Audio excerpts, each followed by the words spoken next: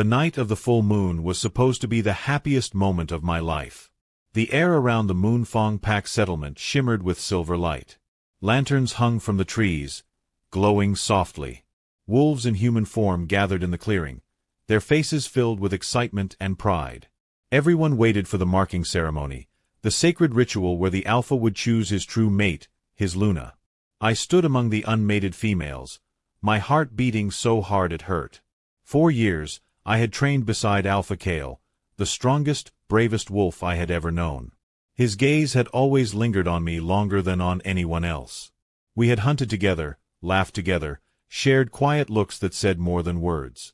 Everyone in the pack whispered that we were destined for each other. Tonight, I was certain he would choose me.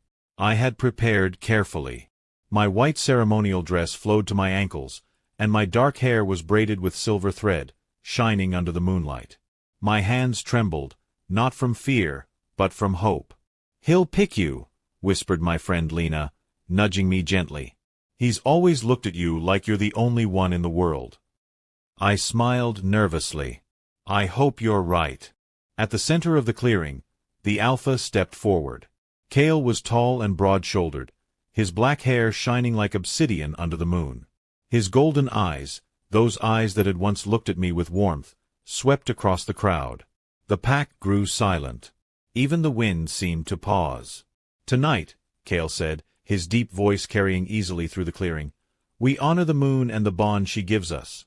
Tonight, I claim the one fated to be my Luna." The pack cheered, a low rumble of excitement. I could barely breathe.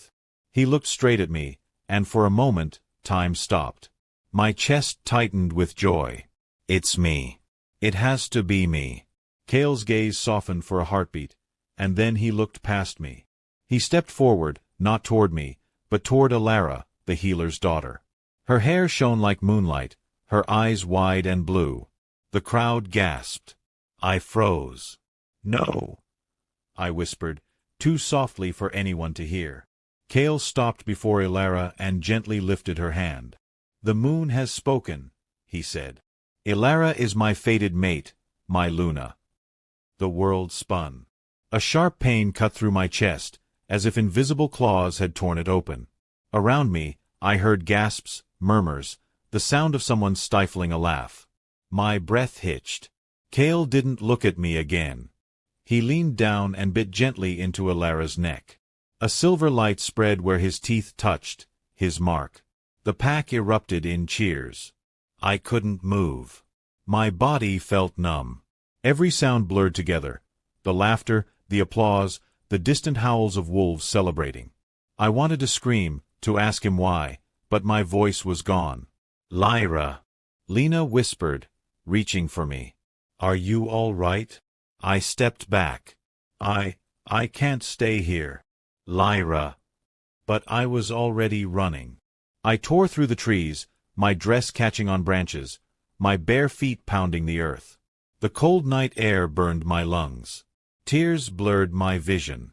Behind me, I could still hear the echo of their cheers. The forest swallowed me whole. When I finally stopped, I was deep within the wild woods, far beyond the pack's borders. My chest heaved as I leaned against a tree, the bark rough beneath my palms. The moon above seemed to mock me, its silver light cruel and cold. "He was supposed to choose me," I whispered to no one. "He promised." The pain was too sharp to bear. I sank to my knees, my sobs lost in the night wind. All my dreams, becoming Luna, leading beside Kale, being loved, had shattered in a single moment. The forest grew still. Even the crickets seemed to stop singing. A strange chill moved through the air, brushing against my neck. That was when I felt it. A presence, ancient, powerful, watching me from the shadows. I looked up quickly, scanning the trees. Nothing. Just the dark, the mist, and the sound of my heartbeat. But then, from between the trunks, a figure stepped forward. Tall. Cloaked in black. Eyes glowing faintly red, like embers in the dark. Every instinct screamed danger. This was no wolf. It was something else. Something older. "Who's there?" I whispered, my voice shaking. The figure stepped closer, the moonlight catching his face. He was pale, impossibly graceful, his features sharp like carved marble. When he spoke, his voice was deep, smooth, and carried a strange, magnetic calm. "You run from your pack, little wolf," he said, "and you bleed sorrow into my forest." I couldn't move. "What do you want?" He smiled faintly, though it wasn't a kind smile. "Perhaps what you want most," he said softly. "A new beginning." My heart pounded. "You're a vampire." "Indeed." His red eyes glowed brighter for a moment. "And you, little wolf, are very far from home." I backed away, but my legs trembled. "Stay away from me." He tilted his head. "If I wanted to harm you, you would already be lying lifeless at my feet." His voice was calm, but it carried weight, a truth that chilled me. "Tell me, what drives a young wolf to run into the arms of death?" I swallowed hard, unable to answer. My voice came out barely a whisper. "My alpha rejected me." For a long moment, he said nothing.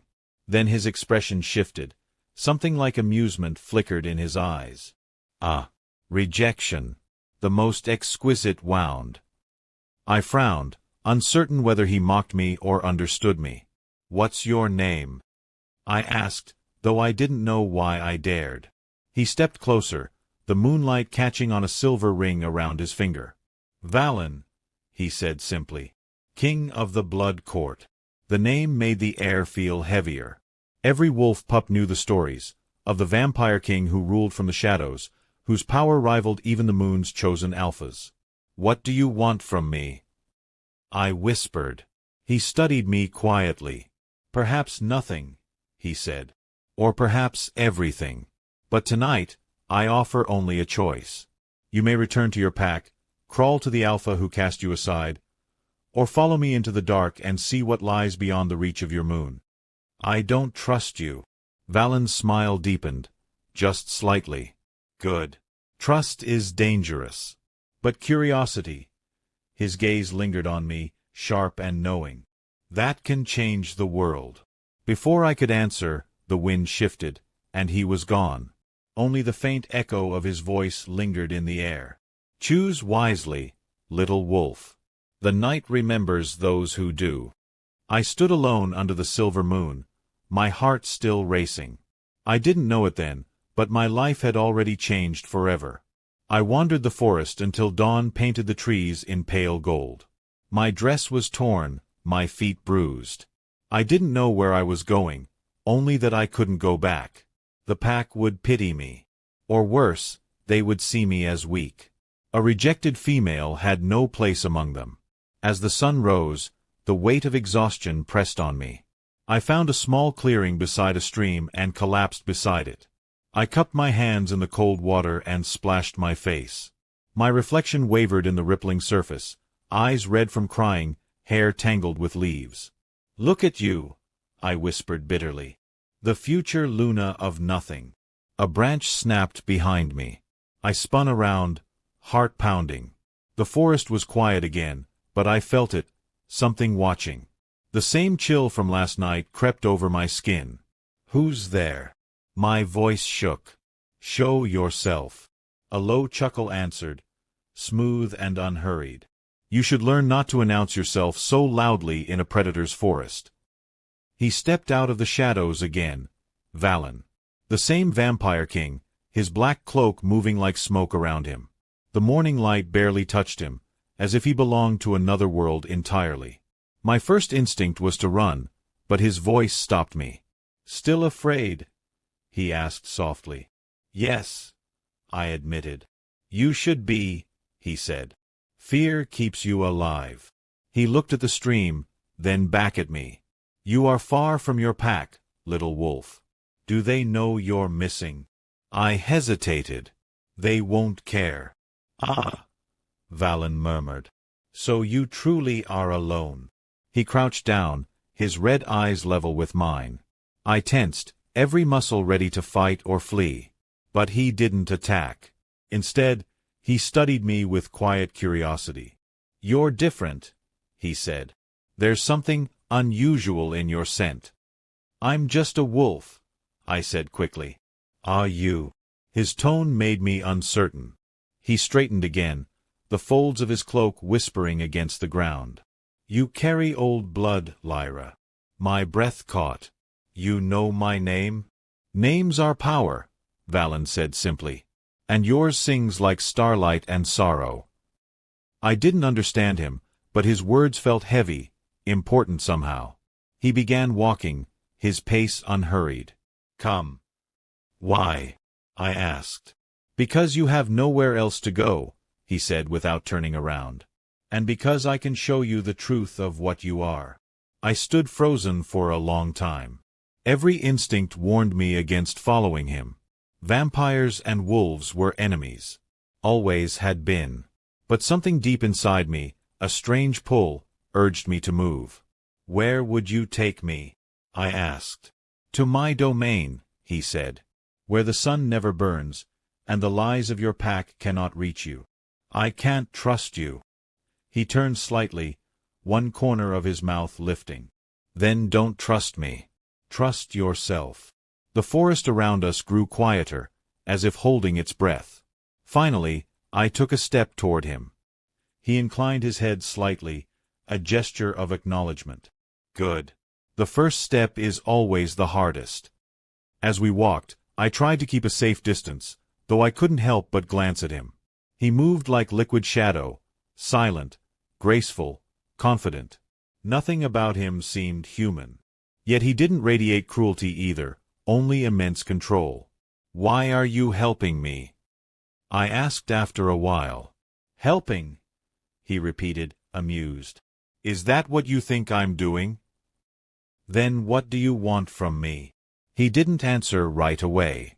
When he finally spoke, his voice was quieter. "Perhaps I see something in you that you do not yet see in yourself." We moved deeper into the forest until the air turned cool and heavy. The ground sloped downward, leading to a narrow path framed by black stone. Strange carvings glowed faintly along the walls, pulsing with light like living veins. "This place," I whispered. "An entrance," he said. "To my world." A distant fear rose inside me, but curiosity burned brighter. "If I follow you, will I be safe?" Valen looked at me for a long moment, his expression unreadable. "Safety is a word the living invented to comfort themselves," he said finally. "I offer you something better. Purpose." The wind stirred, carrying the faint scent of iron and roses. My heart pounded as I stepped closer to the dark passage. He extended a hand. "Come, Lyra." For a moment, I hesitated. My thoughts returned to Cale, to the golden eyes that had once promised me forever, and the way he had looked at Alara instead. The pain returned, sharp as ever. There was nothing left for me in the light. I reached out and took Valen's hand.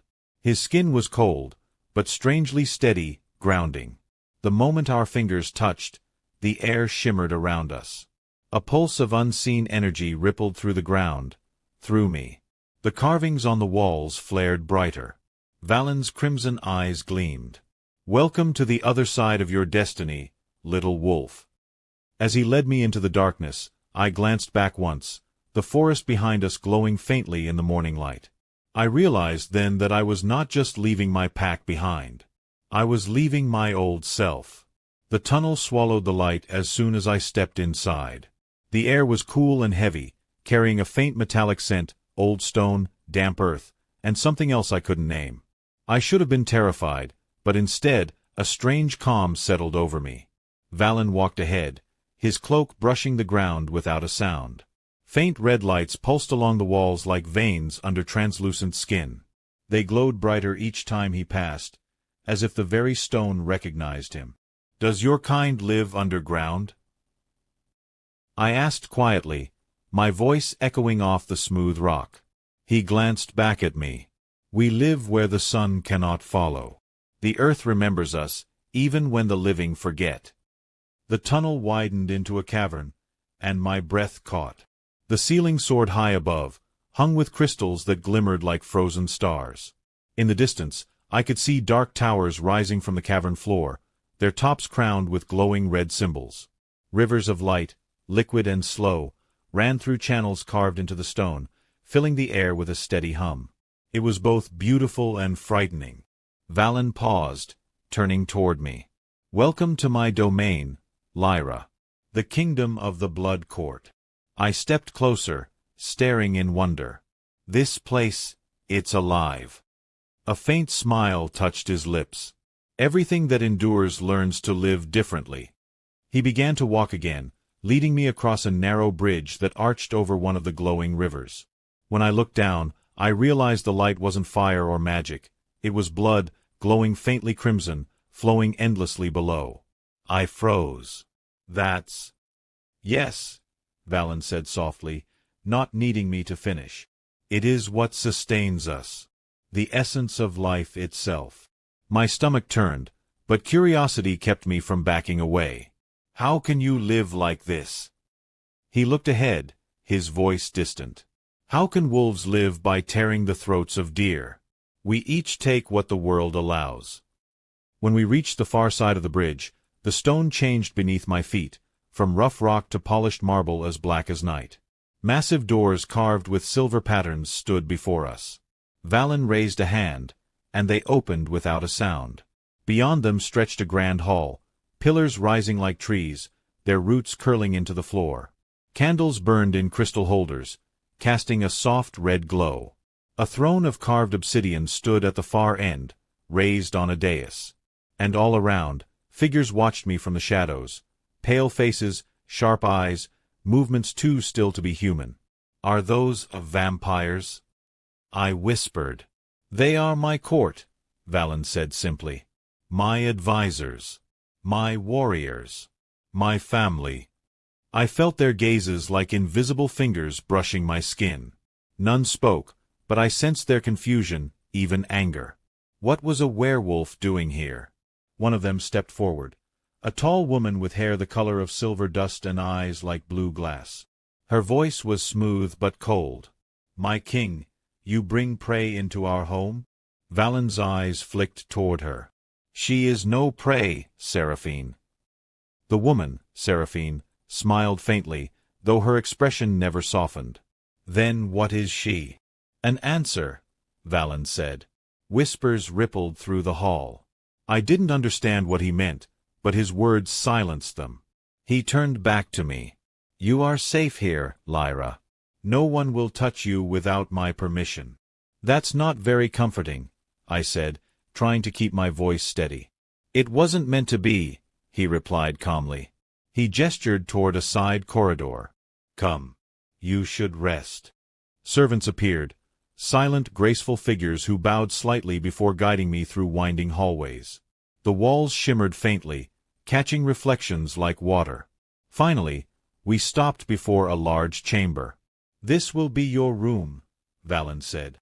"If you wish to leave, no one will stop you. But if you stay, you will see truths that your kind has long buried." I looked at him warily. "What truths?"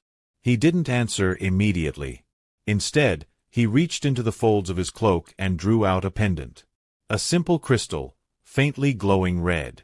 "Keep this with you," he said, placing it in my hand. "It will protect you from the hunger of my kind." The crystal was cool and pulsing, like a heartbeat. "Why are you doing this?" I asked again. "Why help me?" Valen's eyes softened slightly, though his voice remained steady. "Because you remind me of something I thought long dead." "What's that?" "Hope." He turned and left before I could say anything. The heavy doors closed behind him, leaving me alone. I looked around the chamber. It was larger than any room I had ever seen. Curtains of dark velvet hung from the walls, and a large bed stood in the center, covered in silver-gray sheets. Everything shimmered faintly in the candlelight, yet the air felt cold. I sat on the edge of the bed, staring at the crystal in my hand. It pulsed softly, almost like it was breathing. Somewhere deep inside, I felt it again, that strange hum in my chest, the same power that had stirred when Valen first appeared in the forest. "What's happening to me?" I whispered. The crystal glowed brighter for a heartbeat, then dimmed again, as if it understood but couldn't answer. I didn't sleep that night. Every time I closed my eyes, I saw Kale's face, his golden eyes looking at Alara, the mark glowing on her neck. I felt the pain all over again, sharp and hot. When I finally sat up, the candles were still burning low, though I hadn't lit them. Someone had replaced my torn dress with a soft gray gown, simple but clean.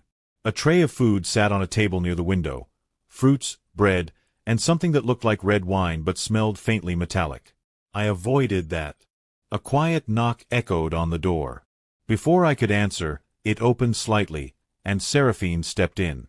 She moved with quiet grace, every step precise. "The king requests your presence," she said. "Now." "Now," she replied simply. I followed her through long corridors lined with glowing runes. The deeper we went, the colder the air became, though not unpleasantly so. It felt ancient, heavy with forgotten energy. Finally, we entered a round chamber filled with tall mirrors framed in gold. Valen stood in the center, his hands clasped behind his back. He looked different here, less like a ruler, more like a scholar among secrets. "Good morning, little wolf," he said without turning around. "I'm not little," I said before I could stop myself. He chuckled softly. "Bravery before breakfast. Interesting. What do you want from me, Valen?" He turned then, his red eyes meeting mine. "The truth, as I promised."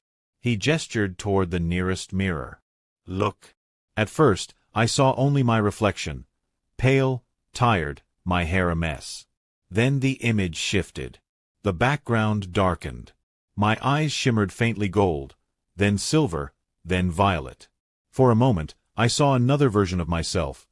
Taller, glowing faintly with moonlight, her hands surrounded by threads of both shadow and flame. I gasped and stepped back. "What was that?" "Your blood remembers what your mind cannot," Valen said. "You are not a simple wolf, Lyra. You are something older." "That's impossible." "Is it?" He stepped closer, his voice soft but filled with certainty. "Long ago, before the divide between our kinds, there existed a union of moonlight and blood, a balance between creation and hunger. You are descended from that forgotten line." "I don't understand," I said, shaking my head. "I'm just a wolf. My parents were ordinary," he finished for me. "But deep in your blood, a spark survived. It has been dormant for generations, waiting for pain to wake it." I frowned. "Pain." "The rejection," he said simply. "The breaking of your bond shattered what bound you to your pack's control. That pain awakened the blood within you." I stared at him. "So, you're saying my alpha's rejection made me this?" "Yes. The alpha's loss, my gain." His smile was faint, unreadable. "You were meant to find me." I didn't know what to say. It sounded insane, yet something in my chest pulsed again, the same hum I had felt since that night. "What happens now?" I asked quietly. Valen walked to a nearby table and lifted a crystal goblet filled with a dark red liquid. It shimmered faintly, like it held light within. "This is the elixir of the eclipse," he said. "It awakens dormant blood and binds the drinker to their true nature." I tensed. "You want me to drink that?" He nodded. "Only if you choose to. If you drink, you embrace your power. If you refuse, you may return to your pack. They will not welcome you, but they will not hunt you." I stared at the goblet. "What will it do to me?" "It will reveal who you truly are," he said simply. "No more, no less." I hesitated. "And if I don't like who I am?"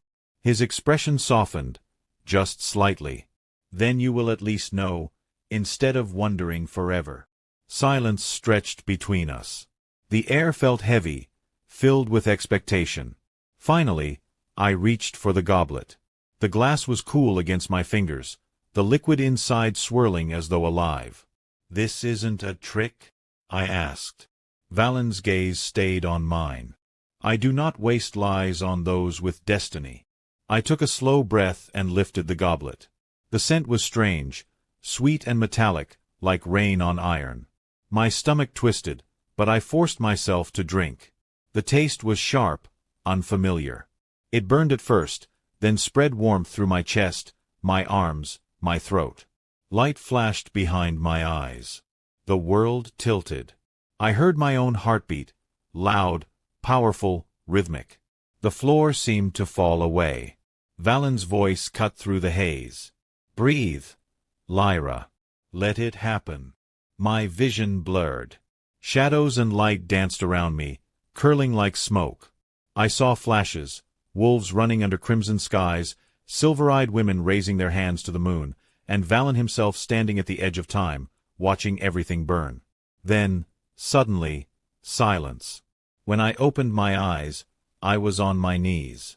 My hands glowed faintly, silver veins tracing up my arms before fading. The air hummed softly around me.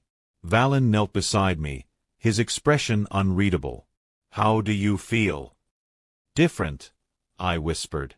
"Stronger." He nodded once. "Good. Then the blood has accepted you." I looked down at my hands again. "What am I now?" He rose, offering me his hand. "You are Lyra of the Eclipse bloodline, the bridge between moonlight and darkness. You are the balance our world has forgotten." I took his hand and stood.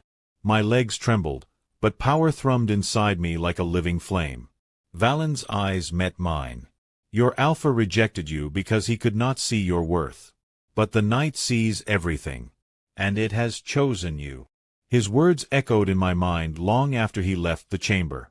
I walked to one of the mirrors again. My reflection stared back, familiar yet changed.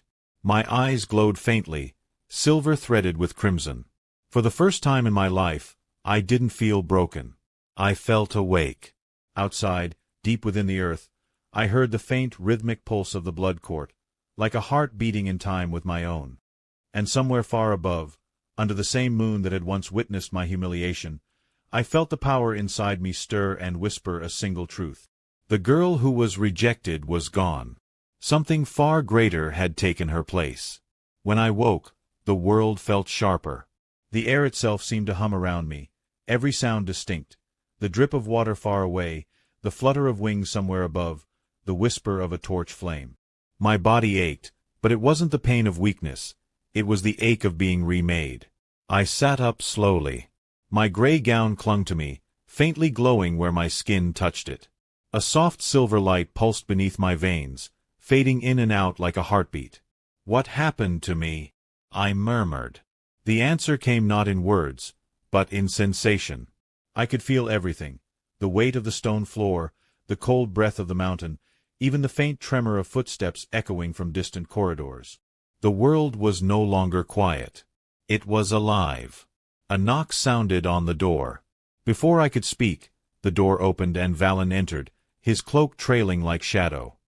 He looked as composed as always, though there was a faint curiosity in his crimson eyes. "You've been sleeping for nearly a day," he said. "Most who drink the elixir do not wake so soon." I blinked.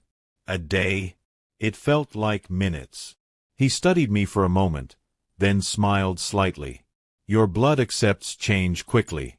That's a rare gift." "I don't feel like myself," I admitted. "Everything is louder, brighter. That is your true sight awakening." He gestured toward the mirror that still stood against the wall. "Look again."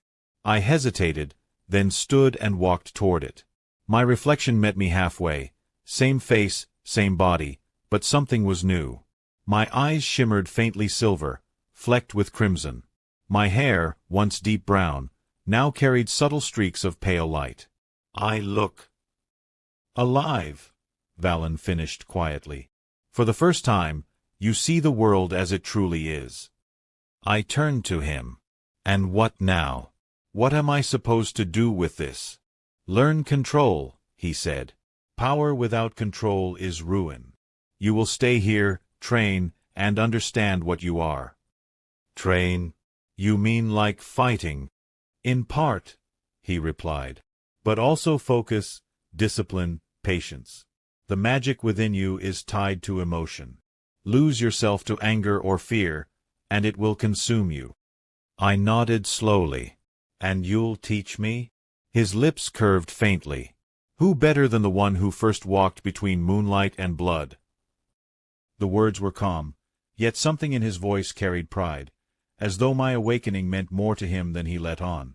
Later that day, a servant guided me to a terrace carved into the side of the mountain. It overlooked a vast cavern filled with glowing rivers and silent spires. The light from below painted the walls in red and gold. A long table was set with food, fruits of strange colors, bread as dark as dusk, and crystal pitchers filled with a clear, faintly shimmering liquid. Seraphine waited there. Her silver hair glowed softly in the red light. "The king asked me to see that you regain your strength," she said. I sat across from her, uneasy. "You don't seem happy about my presence." Her smile was polite, cold. "I am not unhappy. I am curious. The king rarely takes interest in anyone, especially a wolf." "I didn't ask for his interest," I said quietly. "No one ever does," she replied. For a moment we sat in silence. Then she poured the clear liquid into 2 glasses. "Drink," she said. "It is not blood, if that's what you fear." I hesitated but took a sip. The taste was clean and cool, like water touched by moonlight. "Your transformation unsettles the court," she said. "Some think you're a threat. Others think you're a miracle. Which do you think I am?" Her eyes met mine. "I think you are a storm. Beautiful. But storms destroy as easily as they cleanse." I didn't know how to answer. Before I could try, a voice spoke behind me. "She will learn to control the storm." Valen had arrived silently, as always. His presence filled the terrace. Even Seraphine inclined her head in respect. He looked at me. "Come, Lyra. There is something you must see." He led me through twisting corridors to a great balcony that opened to the cavern below. The air shimmered with light from the flowing rivers, and the faint hum of power vibrated through the stone. "This," Valen said, "is the heart of the blood court. Every pulse you hear is ancient magic, older than either of our races. It sustains this place and those who dwell here." I stared down at the rivers. "It feels alive." "It is. And soon you will learn to draw from it." He extended a hand toward the railing. "Focus. Feel the heartbeat beneath the stone." I obeyed, closing my eyes. At first, I felt nothing. Then, slowly, a rhythm, steady and deep, thudded beneath my palms. It matched my own pulse, then merged with it until I couldn't tell where one ended and the other began. Energy flooded through me, warm and electric. Sparks of light shimmered around my fingertips. Valen's voice was calm. "Control it, Lyra. Don't fight it, guide it." I tried, breathing slowly. The light steadied, forming a soft glow that wrapped around my hands like silk. For a moment, it was beautiful. Then emotion surged: pain, anger, memory. Kale's face flashed before me. The rejection. The humiliation. The glow flared violently, crackling in the air. "Lyra." Valen's voice sharpened. I gasped and pulled back. The light vanished, leaving the air humming with residual heat. "I'm sorry," I whispered. "I didn't mean." He raised a hand. "Do not apologize. You simply let emotion lead instead of mind. You will learn." My heart raced. That could have hurt someone. "Yes," he said. "That is why we practice." He studied me for a long moment. "You have more potential than any I have seen in centuries. But power born of pain must be tempered by purpose." I looked up at him. "And what's my purpose?" His eyes glowed faintly. "To bring balance. Or to destroy it. The choice will always be yours." Days passed, or perhaps weeks. In the blood court, time felt different. There was no sun, no moon, only the endless crimson glow of the caverns and the slow rhythm of ancient power. My training began at dawn, or what passed for dawn in this place. Valen taught me focus first. "Magic is breath," he said. "If you cannot breathe calmly, you cannot command it." So I learned to still my thoughts. To listen not with my ears but with the strange awareness that had awakened inside me. The whispers of the stone. The quiet pulse of the river. The rhythm of my own heart. At first, it was impossible. My thoughts always drifted back to the pack, to Kale, to the life I had lost. Each time they did, the magic rebelled, flaring wildly. But slowly, with patience, I began to understand. On the 5th day, Valen brought me to a chamber filled with floating embers. They moved like tiny stars, each one glowing softly. "This is the house of blood and fire," he said. "Every vampire of my court trains here to master control. Now it is yours as well." "What do I do?" He smiled slightly. "Call the fire." I frowned. "How?" "Feel the warmth inside you," he said. "The spark of life that refused to die even when you thought your world had ended. That spark is the key." I closed my eyes. The air was warm against my skin. I reached inward, searching for that spark, and found it buried deep beneath the pain. A quiet, steady glow. When I focused on it, one of the embers drifted toward me. It hovered near my hand, pulsing softly. Then another followed, and another, until a small cluster of glowing lights circled my fingers. I opened my eyes, breath-catching. "I did it." Valen nodded. "Good. Now hold it." But as pride surged through me, the lights flickered. They spun faster, uncontrolled, and burst into a small flare of heat. I yelped and pulled back, but Valen's hand closed around mine, steady and cool. "Do not fear it," he said softly. "Fear scatters the flame. Calm binds it." I tried again, breathing evenly. The embers slowed, then formed a ring of light that floated above my palm, warm but gentle. Valen's voice softened. "You see, even fire can be kind, if guided." For a moment, he seemed almost human, less the cold king and more a teacher proud of his student. I smiled faintly. "You're a patient instructor."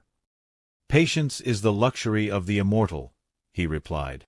Over the next days, I learned to shape energy into light, to move small objects without touching them, to quiet the echoes of others' emotions. Each success filled me with new confidence. Each failure reminded me how fragile control could be. Seraphine often watched from a distance. One evening, when Valen was called away, she approached me. "You learn quickly," she said. "Too quickly." "Is that bad?" "For some of us, yes," she said. "Change threatens those who built their power on stillness." "I'm not trying to take anything," I said. She tilted her head. "You already have. The king's attention." I frowned. "He said he's teaching me." Seraphine's smile didn't reach her eyes. "The king does nothing without purpose. Remember that, Lyra."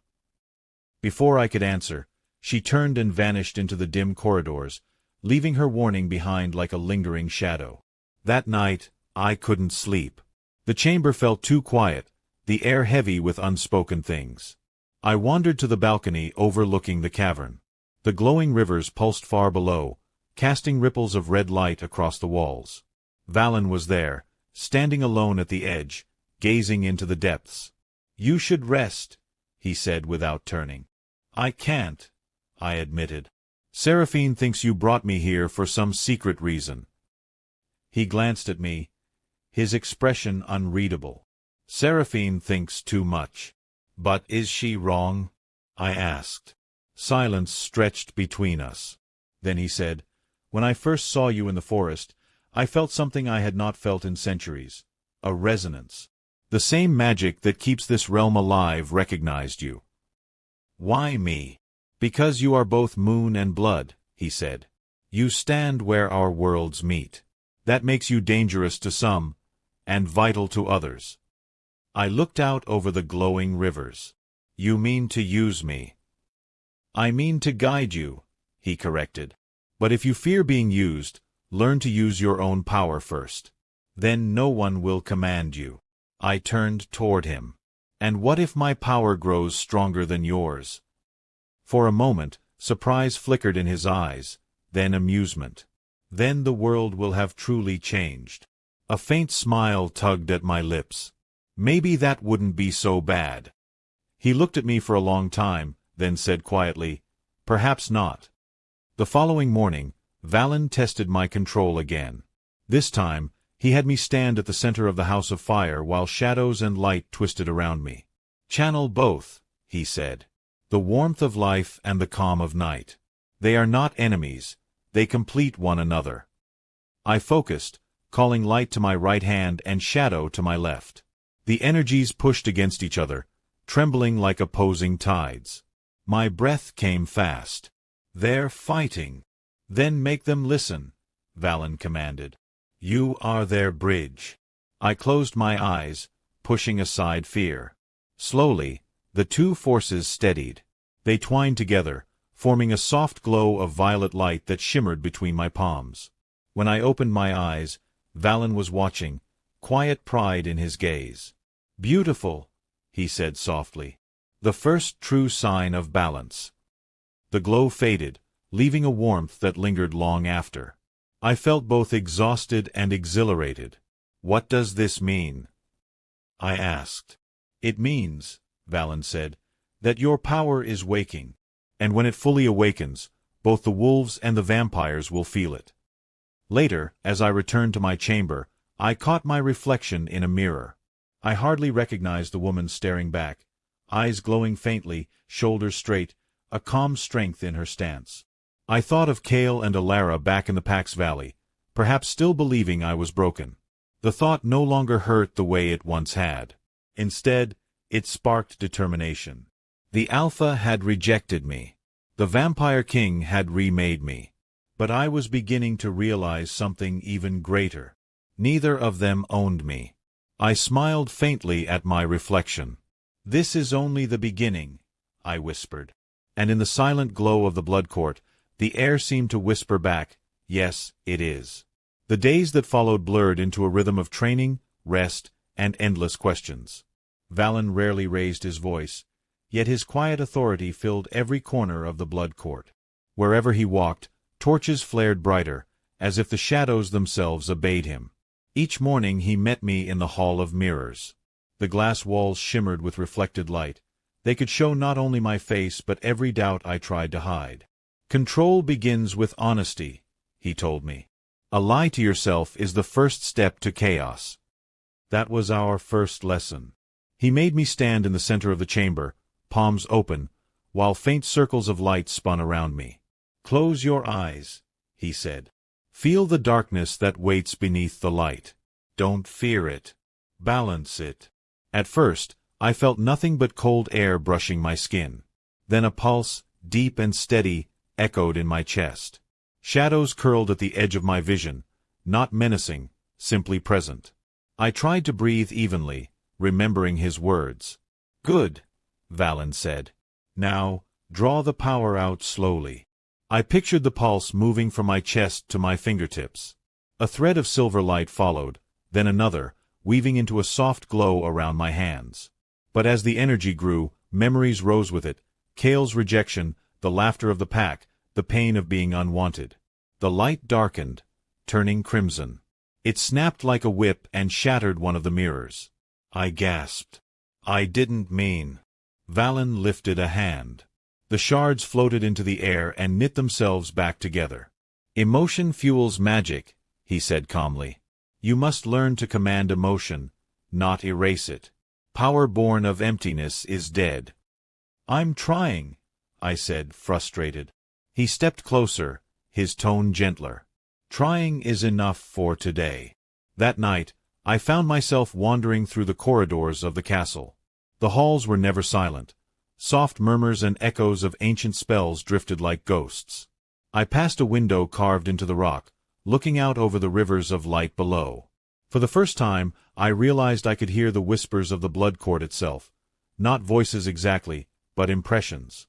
The stones remembered everything that happened within them.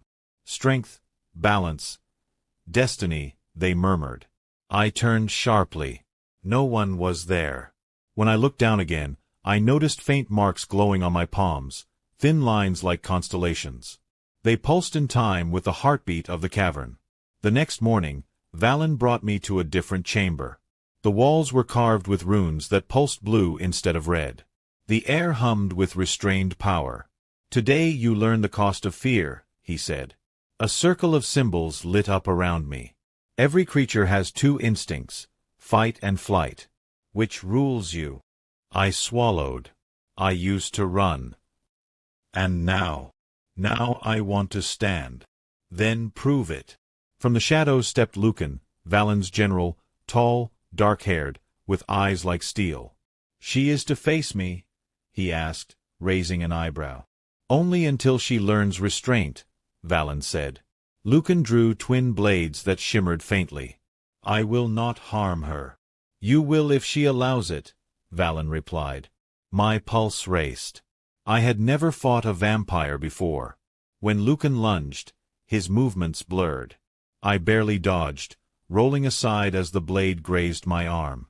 Pain flared, but beneath it something else awakened, the heat of the fire I'd called in training. I lifted my hands, summoning a thread of light.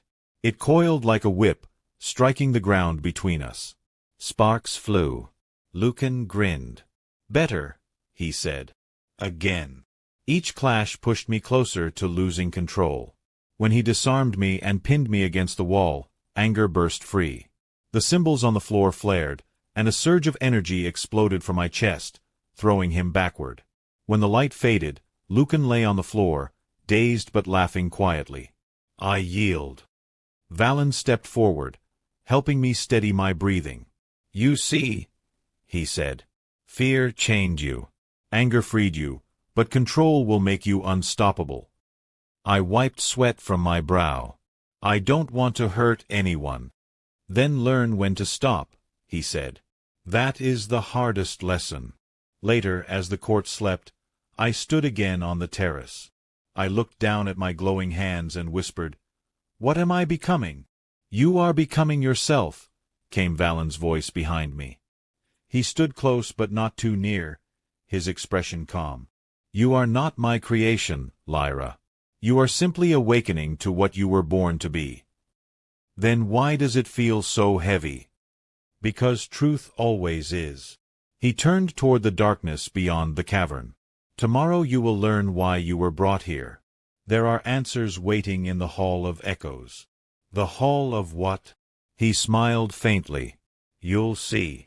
The Hall of Echoes lay deeper than any part of the blood court I had seen. The path descended through narrow tunnels until even the rivers of light disappeared. Only the glow of runes guided us. At last we entered a vast chamber where the ceiling vanished into darkness. Pillars rose like the ribs of a giant beast. In the center stood a pool of perfectly still water, black as glass. "This place records memory," Valen said. "Every ruler of the blood court has come here to face the truth of their time. Now it is your turn." "My turn?" I asked. He motioned to the pool. "Touch it. Let it show you what sleeps inside your blood." I hesitated, then knelt and pressed my fingers to the surface. The water rippled, glowing faintly silver. A cold shiver ran through me.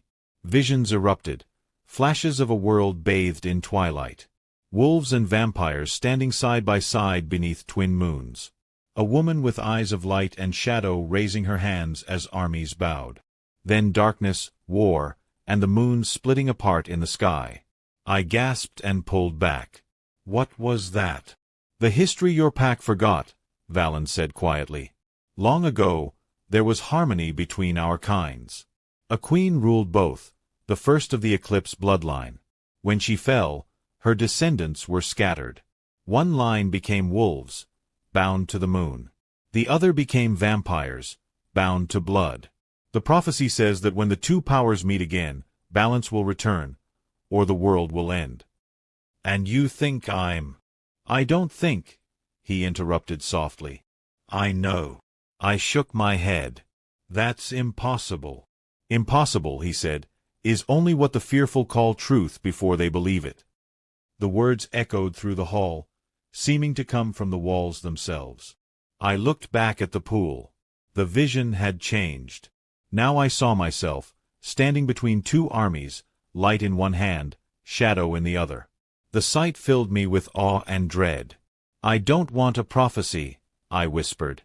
"I just wanted to belong." Valen's voice gentled. "Prophecies do not ask for permission. But they can be shaped." "How?" "By choice," he said. "Every decision bends destiny a little. That is why I train you, not to rule, but to choose wisely when the moment comes." I stared at him. "And what happens if I choose wrong?" He met my gaze. "Then both our worlds will burn." The silence that followed was heavy. The pool's glow dimmed to black again, as though it too waited for my answer. We left the Hall of Echoes without speaking. When we reached the upper levels, I paused near a balcony overlooking the endless caverns. "Do your people know about the prophecy?" I asked. "Some," he said. "Many refuse to believe it. They think the blood of the eclipse is a myth. Seraphine believes it, though she wishes it had stayed buried." "She doesn't trust me." "She trusts no one," Valen said. "That is why she survives." I turned to face him. "And you? Why trust me?" He considered. "Because you have already lost everything. Those with nothing left often find the courage to change the world." His words lingered long after he left me alone. That night, I couldn't stop thinking about the vision. A queen of both moon and blood, holding two worlds together. Could that really be me? I didn't feel like a queen. I felt like the same broken girl who had fled the pack. And yet, the power inside me pulsed an answer, as if to say yes. Sleep didn't come easily. When it finally did, I dreamed again of the twin moons, but this time they were bleeding light into the same sky. I heard a voice. Not Valen's, not my own. "When the shadow kisses the sun, the bridge shall awaken. But bridges may break." I woke with a start. The room was dark, the air cool. Someone stood at the doorway. Seraphine. "You were in the hall today," she said softly. I felt it. I nodded warily. "You know the prophecy?" "I know its curse." She stepped closer, her expression unreadable. "The last Eclipse Queen united our races, and died for it. The world does not want balance, Lyra. It wants dominance. Be careful what you awaken." "Are you warning me or threatening me?" I asked. "Both," she said simply. Then she was gone. The following morning, Valen met me again in the training hall. "You've seen the past," he said. "Now you must decide what to do with it." I thought of Seraphine's warning. "You think the prophecy is hope. She thinks it's doom. What do you believe?" He smiled faintly. "Hope and doom often share the same face." We trained in silence for a while. My movements were steadier now, my control stronger. When the lesson ended, Valen handed me a thin silver pendant shaped like a crescent and a drop of blood joined together. "What's this?" I asked. "A reminder," he said. "Light and darkness are not enemies. They are halves of the same whole." As I fastened the pendant around my neck, warmth spread through me, the same warmth I had felt when I drank the elixir. Valen's gaze softened. "Whatever comes next, remember this. You are not a pawn in the games of wolves and vampires. You are the bridge they forgot they needed." That evening, I returned to the terrace. The rivers of light below glowed brighter than usual, as if reflecting my racing thoughts. I remembered Kale's eyes, Seraphine's warnings, and Valen's faith in me. For the first time, I felt the weight of destiny not as a burden but as a path. I didn't know where it would lead, only that I had to walk it. I whispered into the night, "If I truly am the bridge, then let me be strong enough not to break." The air stirred softly, carrying the faint scent of roses and rain, the same scent that had followed Valen the night I met him. Somewhere in the depths of the blood court, a bell tolled once, low and haunting, as if the kingdom itself had heard my vow. The air inside the blood court had grown tense. Servants whispered as I walked past, their red-rimmed eyes flicked toward me, then away again. Something had changed. I could feel it, a tremor beneath the calm, like thunder building behind distant clouds. When I reached the Hall of Fire, Valen stood beside the throne, his expression unreadable. Beside him knelt 2 guards, gripping the arms of a man in torn clothing. A familiar scent hit me before I saw his face. Wolf.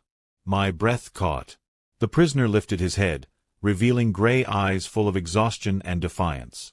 A faint scar ran across his cheek. I knew him. Darren, I whispered. He had been one of Cale's scouts, quiet, loyal, always the first to track intruders along the borders. What was he doing here? Valen's voice broke the silence. We found this one trespassing near the outer tunnels. He bears the mark of your former pack. Darren's gaze locked on mine. Lyra. He looked shocked, as though seeing a ghost. You're alive. I am, I said carefully. What were you doing here? He shook his head weakly. Looking for you. Cale sent scouts to bring you back. I stiffened. Back? He rejected me. I know, Darren said. He regrets it. Valen's hand lifted slightly, silencing him. Regret is a luxury the living often mistake for redemption, the king said coldly. This wolf crossed into forbidden territory. The punishment is death. No. The word escaped before I could stop it. Valen's gaze turned toward me, curious but calm. You object. He came for me, I said quickly. He's not a threat. Valen descended the steps, his presence filling the hall like a rising tide. You would defend one who belongs to the pack that cast you aside? Yes, I said. Because killing him will start a war you don't need. The court murmured. Seraphine stepped from the shadows, her voice smooth. The wolves already whisper your name, my king. They call you thief of their lost Luna. Valen ignored her. He studied me instead. What would you have me do, Lyra? Let me speak to him alone, I said. Please. He regarded me for a moment, then inclined his head. Very well. But remember, mercy has consequences. They took Darren to a small cell carved into the rock. A single torch flickered on the wall. When the guards left, I stepped inside. He looked thinner than I remembered, his wrists raw from the iron cuffs. You shouldn't have come, I said softly. He gave a small, tired laugh. You sound like Cale. The name still felt like a wound. What does he want? To find you, Darren said. He says he made a mistake. The moment he marked Alara, he felt the bond twist. It wasn't right. He thinks the moon made an error. An error, I repeated bitterly. That's convenient. I'm only telling you what I was told, Darren said quickly. Cale believes the pack is weaker without you. He plans to negotiate your return. Negotiate? I shook my head. He can't bargain with what he threw away. Darren hesitated. Lyra, there's talk of war. The elders think the vampires took you by force. If they attack, they'll lose, I said. And you'll all pay the price. He leaned forward, lowering his voice. Then stop it before it starts. Come home. Show them you're alive and free. I met his gaze. I can't. I'm not the wolf I was, Darren. I can't go back. He studied me for a long moment, then nodded slowly. Then at least let me go. Let me tell them you're safe. I hesitated. Helping him escape would anger Valen and the court. But if I did nothing, the wolves might attack, thinking I was held captive. Either way, blood would be spilled. I made my choice. Tonight, I whispered, when the guards changed shift. His eyes widened. You'd risk that. I'm tired of people deciding my fate for me, I said. If I can stop another war, I will. As I turned to leave, Darren's voice stopped me. Lyra, whatever you've become, it suits you. For the first time in weeks, I smiled. That night, I crept back through the tunnels. The air vibrated with the quiet hum of energy. Even the walls seemed to listen. I moved silently, guided by instinct rather than sight. When I reached Darren's cell, I whispered a word Valen had once taught me, Svar. The lock clicked open with a faint pulse of light. Go, I said. Follow the river until it splits, then take the left tunnel. It leads to the forest. He gripped my arm. Thank you. Tell Kale not to come for me, I said. If he does, I won't protect him next time. Darren nodded and slipped into the darkness. I watched until he vanished, then turned back toward my quarters. But before I reached them, a voice echoed behind me. Mercy, Valen said quietly, always demands payment. I froze. He stood at the end of the corridor, shadows coiling around him like mist. I didn't know how long he'd been there. Did you follow me? I asked. I didn't need to, he said. The court sees everything. I swallowed hard. He was innocent. No one is innocent, Valen replied. But some are necessary. You have forced my hand, Lyra. What does that mean? It means, he said, that the court will demand judgment. A blood trial. By morning, the entire court knew. Whispers chased me through every corridor. The wolf freed a prisoner. The king will judge her. Seraphine found me before the trial began. You shouldn't have done it, she said. The court hungers for weakness. Mercy looks like betrayal to them. Maybe they're the ones who need to see mercy differently, I said. She gave me a look that was almost pity. You sound like the last Eclipse Queen. Is that an insult? It's a warning. Then she was gone. The blood trial took place in the Grand Hall. The audience filled every seat. The nobles of the vampire clans, soldiers, and even the lesser blood-bound servants who rarely dared to watch such things. The air shimmered with tension. Valen sat upon his throne, his expression carved from ice. I stood in the center of the floor, surrounded by the red-lit runes that marked the circle of truth. They pulsed faintly beneath my feet. The accused, Seraphine's voice rang out, is charged with defying royal decree and aiding an enemy of the court.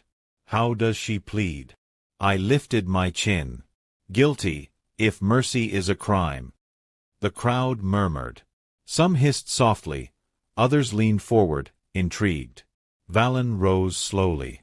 Lyra of the Eclipse bloodline, he said, his voice echoing through the hall. You were brought here under my protection. You have repaid that by freeing one who would have spied upon us. He wasn't a spy, I said. He came looking for peace. Peace, Valen repeated. A beautiful illusion. Tell me, Lyra, would you have shown him mercy if he had killed one of your kind? I don't know, I admitted. But I couldn't stand by and let someone die when I had the power to stop it. A flicker of emotion crossed his face, something like respect, quickly hidden. You would defy me, even knowing what that means? If doing what's right is defiance, then yes. The court gasped. Seraphine stepped forward. My king, the circle demands resolution. Her fate must be decided. Valen's eyes glowed faintly. Indeed. He descended from the throne and stopped a few paces from me. You believe mercy is strength? Yes. Then prove it. He drew a dagger from his belt, a slender blade of obsidian that shimmered with silver runes, and tossed it at my feet. Take it, he said. Strike me if you must. Show the court that mercy is not weakness. I stared at the dagger, unsure whether it was a test or a trap. I won't fight you, I said finally. Then the court will see a coward. I'm not afraid, I said. I'm choosing not to become what they expect. The silence that followed felt endless. Then, slowly, Valen reached down and lifted the dagger himself. He pressed the edge against his own palm. Dark blood welled and dripped onto the stone, where it hissed and flared into light. In the blood court, he said, mercy is rarely shown. But tonight, it will be. He turned the blade and sliced a small cut across my wrist. The sting was brief, followed by warmth. His blood mingled with mine as the runes on the floor glowed bright crimson. Gasps filled the hall. Seraphine looked stunned. This bond, Valen said loudly, marks her as my chosen consort. Her actions are mine to judge, her safety mine to guard. Anyone who challenges her challenges me. The chamber erupted. Shouts, murmurs, disbelief. Some knelt, others turned away in anger. I could only stare at him. Why did you do that? I whispered. Because power answers to power, he said softly. And mercy, when claimed by strength, becomes law.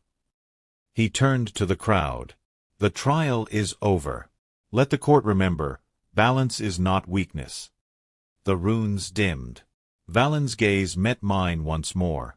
Come, he said quietly. You need rest. Later, in the quiet of the terrace, I confronted him. You humiliated them for me. I reminded them who rules, he corrected. You bound me to you in front of everyone. I protected you. By making me your consort?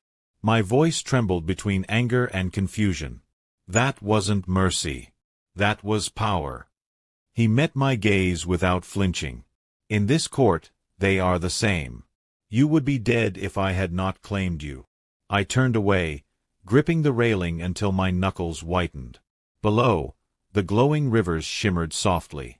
I didn't ask for protection. No, he said, his voice quieter now. But you needed it. For a long moment, neither of us spoke. The air between us felt charged, filled with things unsaid. Finally, he said, You changed the course of 2 kingdoms today. The wolves will hear of the blood trial. They will believe I have taken you as my own. Kale will not ignore that. I looked back at him. Then war is coming. Perhaps, Valen said. Or perhaps destiny moves faster than either of us imagined. That night, sleep refused to come. I stood before the mirror, tracing the faint silver scar on my wrist where Valen's blade had cut. When I touched it, it pulsed softly, echoing the rhythm of the blood court below. Outside my window, the red glow of the cavern flickered like a heartbeat. I thought of Darren running through the forest, of Kale's pack preparing for war, and of Valen's calm eyes as he bled onto the stone. For the first time, I understood what he meant by balance. Mercy and power. Light and shadow. Neither could survive without the other. I whispered into the quiet, If this is the path I've chosen, then I'll walk it to the end. Far below, the rivers of bloodlight shimmered brighter, as if the court itself had heard, and approved. The blood court had grown restless since the trial. Some bowed when I passed, but most looked away. The mark Valen had placed on my wrist gleamed faintly under the cavern light, a reminder of both my defiance and his protection. I wore it with mixed pride and unease. Days later, a messenger arrived from the surface. His cloak was torn, his face pale with exhaustion. He fell to one knee before Valen's throne. My king, he said breathlessly, the wolves have crossed the border. Their alpha demands audience. A chill ran through me. Kale. The murmurs began immediately, the court hissing like stirred serpents. Seraphine's eyes flashed. Lucan's hand went to his sword. Valen only said, Bring him. By evening, the lower halls were sealed. Torches burned brighter, filling the air with sharp metallic smoke. When the guards dragged Kale inside, he was still half-shifted, fangs showing, eyes bright gold, fury in every line of his face. He saw me first. Lyra, he breathed. Thank the moon, you're alive. I stiffened. Alive and free. His gaze moved to my wrist, to the faint silver scar. Is that what this is? Freedom. He turned toward Valen. You marked her like one of your own. Valen sat calmly on the throne, his expression unreadable. She is one of my own. She chose to stay. She was taken. Kale roared. You bewitched her. No, I said, stepping forward. I stayed because you rejected me. The words struck harder than I meant them to. The hall fell silent except for the echo of my voice. Kale's shoulders dropped slightly. I was wrong, he said. I felt at the moment I marked Ilara. The bond. It never settled. The moon was silent. You were meant to be my Luna, Lyra. My throat tightened, but I kept my voice steady. You made your choice. He took a step closer. Come home. The pack needs you. I need you. Valen's voice cut through the air, smooth and cold. You presume much, Wolf. She owes you nothing. Cale's eyes flashed toward him. And you presume she's yours. I do not need to presume, Valen said. She bears my mark, not my chain. That is more than you ever gave her. The tension thickened until even the flames seemed to hold their breath. I raised my hand. Enough. Both men looked at me. For the first time, I realized they were mirrors of each other. One burning with fire, the other carved from night. Both powerful, both certain they were right. I'm not property, I said quietly. Not yours, Cale. Not yours, Valen. I'll speak for myself. Cale's jaw tightened. Then speak. Tell me you don't feel the bond calling you home. I hesitated, and that small silence was answer enough. The bond still stirred deep within me, faint but real. But so did the new pulse that tied me to Valen's realm, the hum of shadow and blood. I feel both, I admitted. And that's exactly why I can't choose either. Cale's expression crumpled with disbelief. You'd rather stay among monsters? Valen rose, eyes flashing. Careful how you speak in my hall. I'm not afraid of you, Cale growled.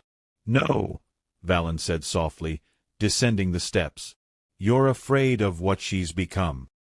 He stopped beside me, his presence quiet but commanding.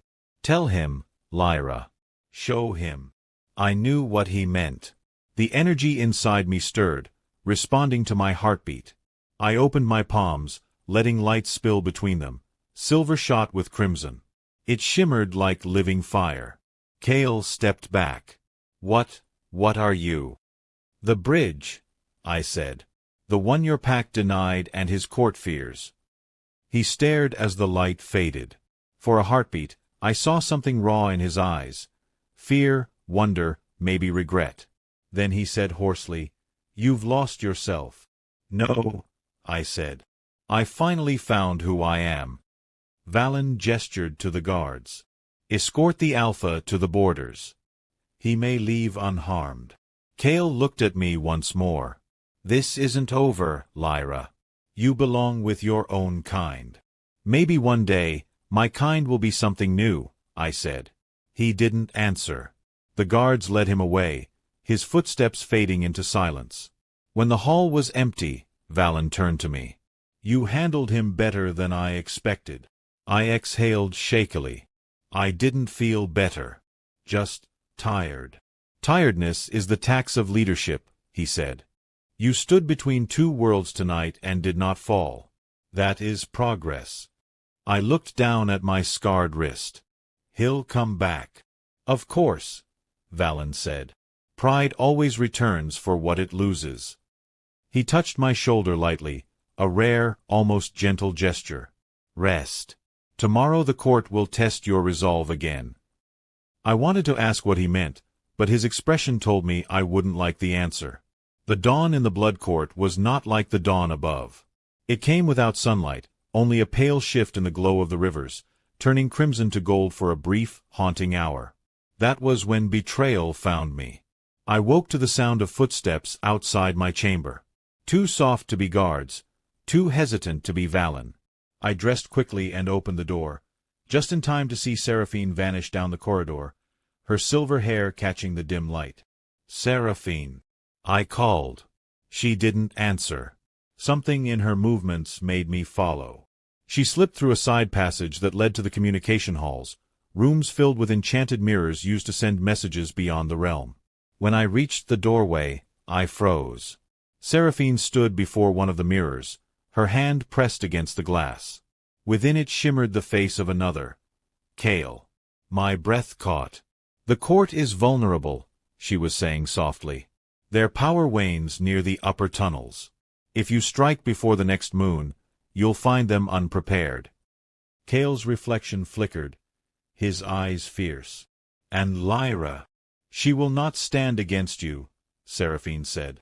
She still carries your bond. I stepped fully into the room. That's a lie. Seraphine spun, eyes wide for a heartbeat before she recovered her calm. You shouldn't be here. And you shouldn't be feeding secrets to my former alpha, I said. You're betraying the king. I'm protecting him, she said. From you. From me. You've blinded him, she hissed. He sees you as destiny, but you're a storm waiting to break. I'd rather start the fire myself than watch him burn in it. I shook my head. You don't understand what's coming. Oh, I understand perfectly, she said. The wolves will come, and when they do, you'll have to choose which side of the battlefield you stand on. Her words hit like stone. I wanted to argue, but part of me knew she was right. The vision in the Hall of Echoes, the armies, the burning moons, it was happening. Cale's reflection flickered. Lyra, he said quietly. I didn't ask her to do this. But if war is the only way to bring you back. I'm not coming back, I said. And if you attack, I'll stop you. His face hardened. Then you've chosen. The mirror went dark. Valen arrived minutes later. He must have felt the disturbance through the wards. His gaze swept the shattered glass on the floor, then Seraphine's pale face. Explain, he said quietly. Seraphine bowed her head. I acted for the good of the court. You acted for yourself, he said. And in doing so, doomed us all. He turned to me. Did she speak the truth? The wolves prepare for war. I nodded. They plan to strike within the week. Valen's jaw tightened. Then the prophecy accelerates. What do we do? He looked toward the distant tunnels. Prepare. If they come, the world will see what an alliance between moon and blood truly means.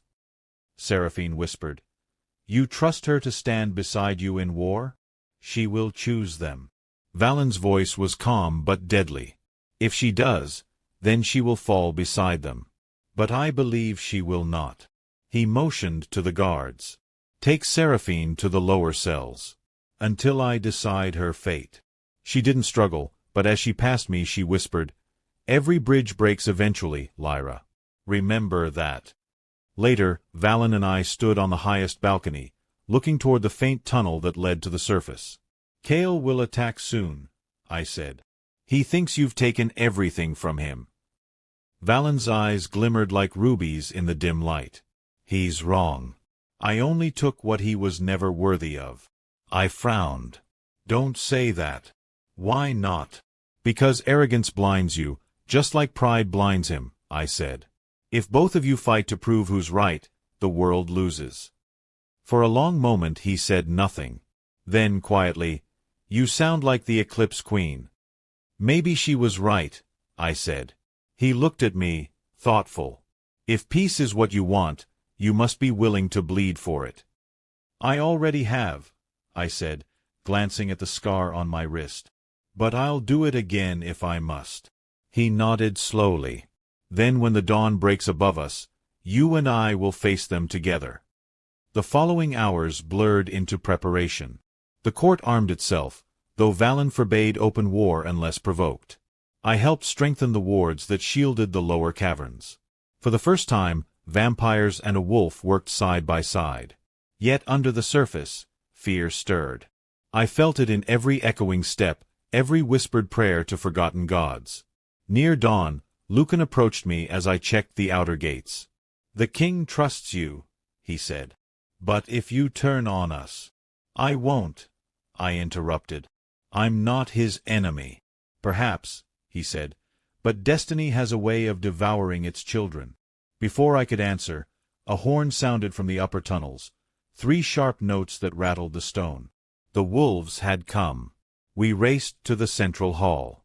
Red light pulsed through the veins of the rock, signaling alarm. Valen stood ready at the base of the stairs, his cloak sweeping like wings. They breached the outer tunnels, Lucan reported. Hold your lines, Valen ordered. No killing unless necessary. He turned to me. You wished for peace. Now is the moment to earn it. I nodded, heart pounding. I'll try. Don't try, he said. Do. I stepped forward, closing my eyes, reaching for the magic that tied me to both worlds. The hum rose, sharp and clear. When I opened my hands, light burst forth, silver and red intertwined, shooting upward through the cavern roof. The ground trembled. The light raced through the tunnels and out into the forest above. Enough, I whispered to the magic. Let them see. Far above, the first rays of true dawn touched the sky. The wolves who waited to strike saw it, a column of balanced light, not a weapon, but a signal. I felt Kale's presence at the edge of it, his confusion mixing with recognition. The attack faltered. Valen watched beside me, all flickering in his gaze. You've stopped them. For now, I said. But dawn doesn't last forever. When the light faded, exhaustion hit me like a wave. Valen caught me before I fell. Easy, he murmured. You've done enough. I looked up at him, half smiling. You sound almost grateful. Almost, he said, his voice softer than I'd ever heard it. Outside, the faint echo of retreating howls filled the distance. The battle had not begun, yet. But war had only been delayed, not avoided. As the cavern settled back into uneasy quiet, Valen said, dawn brings choices. When the next one rises, you may have to choose between your blood and mine. I met his gaze. Or I'll find a way to choose both. He gave a slow, approving nod. Then perhaps the prophecy still has hope. That night, when the cavern returned to its red glow, I stood again at the balcony where I had first taken his hand. The air smelled of dust and iron, of beginnings waiting in silence. Below, the blood court still hummed with tension. Above, somewhere in the waking forest, Kale's army waited for their next command. Between them stood me, the bridge, the balance, the storm yet to break. And though fear whispered at the edges of my mind, another voice rose louder, steady and clear. I am not theirs. I am my own. The rivers of light below pulsed once, as if the kingdom itself agreed. The blood court no longer slept. After the light I had sent through the tunnels, every corridor hummed with a strange stillness, the pause before thunder. Vampires sharpened blades that gleamed like frost. Messengers hurried through the halls carrying orders sealed with Valen's black crest. But under the noise, I could feel it. Fear. It wound through the castle like smoke, silent but choking. The wolves had retreated, yet everyone knew they would return. I stood on the high terrace where the crimson rivers met far below. From here, I could almost see the world above, the forest where I'd once run as a pack member, not an exile. The thought made my chest ache. Valen found me there. You feel the tension, he said quietly. It's everywhere, I replied. Your people prepare for battle, but no one wants it. He nodded. War is rarely wanted, yet it comes all the same. Can it be stopped? I asked. He looked at the distant tunnels. Perhaps. But not by words alone. That evening he summoned the council. The hall filled with nobles of the court, faces pale, eyes bright as coals. Seraphine had been released from the lower cells, though guarded closely. She stood opposite me, silent, her expression unreadable.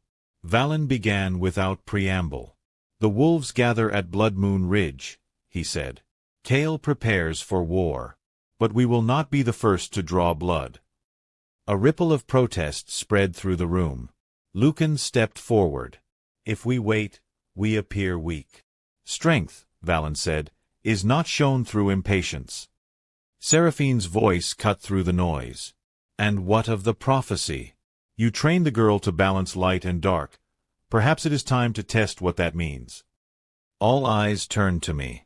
Valen said calmly, Lyra will act when the moment demands. Not before. The meeting ended in uneasy silence. When the hall cleared, Seraphine paused beside me. He shields you, but destiny will not, she murmured. I'm not afraid of destiny, I said. You should be. It always asks for more than you expect to give. Later, in the quiet of my chamber, I practiced focus. I sat cross-legged, eyes closed, breathing in rhythm with the slow pulse of the blood court. Light and shadow rose together in my hands, two halves that twisted like wind and flame. They fought at first, but when I thought of the people who might die if I failed, the energies calmed. They merged into one gentle glow. A knock sounded at the door. Lucan entered, bowing slightly. "The king asks for you. The scouts have returned." In the war chamber, maps were spread across the table. A crimson river ran through the center, a mark for Blood Moon Ridge. Tiny tokens carved of bone represented wolves and vampires alike. Valen gestured to a scout. "Tell her." The scout bowed. "The wolves number in hundreds. They travel under the Alpha's banner. But there is something else. Human hunters follow them, drawn by tales of our kind." "So they come not only for me," I said, "but to destroy everything." Valen nodded. "That is why we cannot wait any longer." I looked at the map. "You plan to meet them here." I touched the ridge. "In the open." "It is sacred ground," he said. "Old magic lies beneath it, the remnants of the first Eclipse Queen. Perhaps it will recognize you." "Or consume me," I muttered. He smiled faintly. "Let us hope for the first." When preparations began, I helped where I could, strengthening wards, healing those wounded by training accidents, calming the frightened.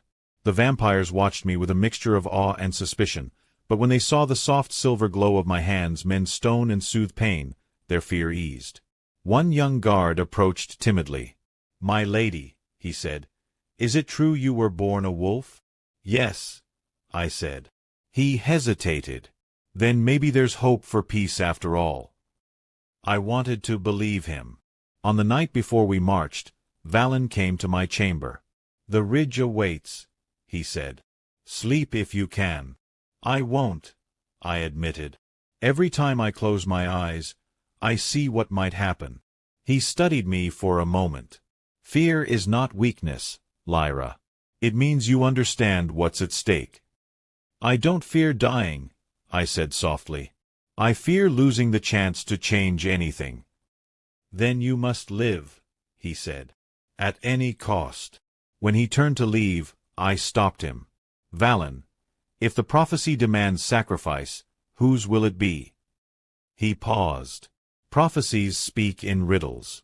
But I suspect it never asks for one life, it asks for all of us to become something new."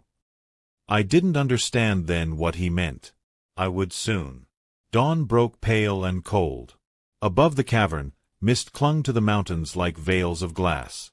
The air smelled of rain and iron. We emerged from the tunnels in silence, hundreds of vampires moving like shadows behind Valen, their armor whispering. I walked beside him, the silver mark on my wrist glowing faintly. The ridge rose ahead, a vast field of dark stone and brittle grass. In the distance, the wolves waited. I saw Kale at their head, tall and unyielding, golden eyes burning even from afar. For a long time, neither side moved. Valen raised a hand. "Let the Alpha speak." Kale stepped forward, his pack spreading behind him like rippling silver fur. "You trespass on sacred ground," he said. "So do you," Valen replied evenly. "We came to prevent bloodshed. You came to cause it." "I came for her," Kale said, his gaze fixed on me. "Return Lyra, and no one dies." "She is not yours to demand," Valen said. Kale's voice rose. "She is wolf. You have poisoned her mind." "I made my own choice," I interrupted. "This war isn't about me. It's about pride." "Then stop it," he shouted. "Come home." I shook my head. Home doesn't exist anymore. Lightning split the clouds above. For a heartbeat, all was still. Then the first howl rang out, a signal, wild and terrible. The wolves surged forward, and the battle began. I barely had time to react. The ground shook as claws struck stone. Valen's army met them head-on, red and silver clashing in a blur of motion. The air filled with the sound of steel and the hiss of magic. Valen's voice carried above the chaos. "Hold your lines. Protect the heart." I called the light, channeling it into a shield around those nearest me. Arrows hissed through the air, burning against the barrier like sparks on water. When the glow faded, I saw both sides falling, not enemies, just creatures bound by old hate. I ran toward the ridge's center, where the earth pulsed faintly with hidden power. The air there shimmered, the ancient magic Valen had spoken of. It called to me like a heartbeat beneath the stone. Lyra. Valen's voice reached me, but before I could answer, Kale was there. He shifted halfway between forms, claws glinting. "End this," he said. "Call off your monsters." "I can't," I said. "They'll only stop if we give them something stronger to follow." He stepped closer, eyes pleading. "Then choose me." "I already did," I whispered. "And you chose someone else." He flinched as though struck. "I was wrong. It doesn't matter. What's done can't be undone, but it can be changed." I raised my hands. Light and shadow swirled together, forming a spiral that climbed toward the storm clouds. The ground trembled. The armies faltered, looking up. Even Valen stopped mid-strike. "What are you doing?" Kale shouted. "Ending it," I said. The magic roared through me, every lesson, every pain, every heartbeat of both wolf and vampire. The ridge glowed with twin colors, red from the blood court, silver from the moon. The light rose higher, then exploded outward in a ring that swept across the field. When it faded, silence fell. The wolves and vampires stood apart, weapons lowered. The air shimmered with residual power, but no one moved. The battle had stopped without a victor. Kale looked around, stunned. "You stopped them." "No," I said. "They stopped themselves. I only reminded them what they're fighting for." Valen approached slowly, his armor scorched, his eyes reflecting the dying storm. "You've touched the heart of the ridge," he said. "It answered you." I felt weak, trembling. It was never meant to kill, only to remind. Rain began to fall, light at first, then steady, washing the blood from the stones. Valen turned to the gathered armies. "The Eclipse bloodline has spoken. The war ends here."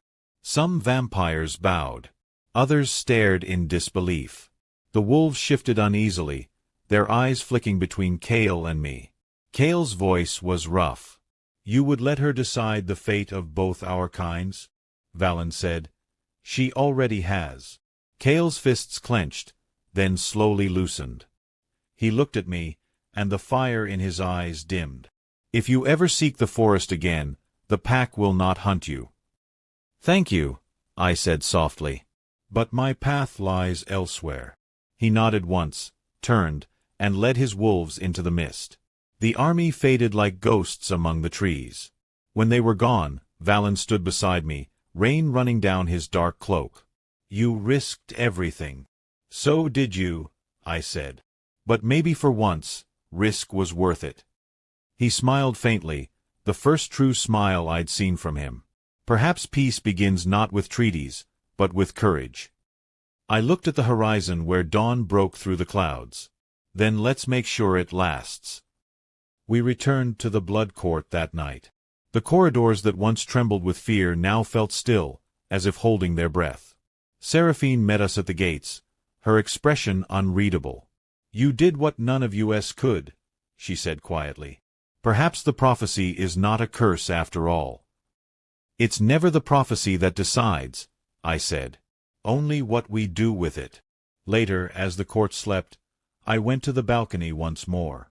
The rivers below glowed faintly blue now, not red, the color of calm water after a storm.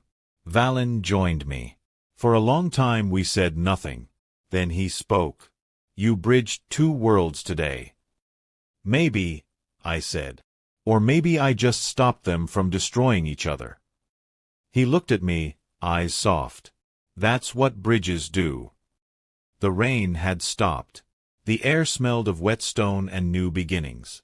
I closed my eyes and let the quiet settle around me. The Alpha had retreated, the war delayed, and for the first time in what felt like forever, the future seemed possible. I didn't know where the path would lead next, only that it was mine to walk. And far below, in the depths of the blood court, the rivers pulsed in time with my heartbeat, whispering a single word that echoed through the stone. Balance. For 3 nights after the battle, the mountains were quiet. No horns, no howls, only the soft murmur of rivers running beneath the stone. The blood court was healing. So was I. Everywhere I went, eyes followed. Some bowed in respect, others in wary silence. Word of the eclipse power had spread through both realms faster than wind. Vampires called me the Dawnbringer. Wolves whispered the cursed bridge. Neither title felt right. I wanted peace, not worship. When the 3rd night fell, a guard burst into the hall where I studied maps with Valen. "A lone wolf approaches," he said. "He comes unarmed." Valen's gaze sharpened. "Who?" The guard hesitated. "The Alpha. Kale." I felt my heart stumble. Valen looked at me for a long moment before saying, "He comes into our court at his own peril." "He's risking everything to be here," I said quietly. "Let me hear him." Valen's expression hardened, but after a pause he nodded. "Very well. But he speaks only to you. If he threatens you, I end it." The great doors opened, and Kale stepped inside. He was no longer the blazing, furious Alpha I had faced on the ridge. His armor was dulled, his cloak torn, and exhaustion lined his face. Yet there was still strength in his posture, a wolf refusing to bow.